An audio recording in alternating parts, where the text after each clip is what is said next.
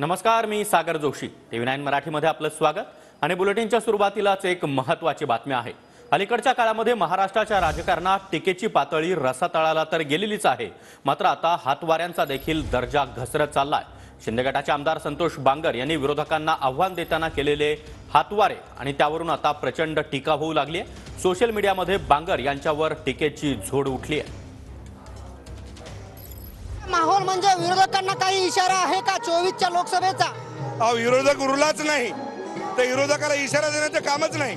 उभाटा गटाचे ज्याचा फोपाटा झालाय हे सन्माननीय महाराष्ट्राचे मुख्यमंत्री एकनाथभाई शिंदे जी शासन आपल्या दारी आणि मुख्यमंत्री काम करतय लय भारी आणि विरोधकाच्या असं आहे निश्चितच. आणि मुख्यमंत्री काम करतय लय भारी आणि विरोधकाच्या असं आहे निश्चितच. आणि मुख्यमंत्री काम करतय लय भारी आणि विरोधकाच्या असं आहे.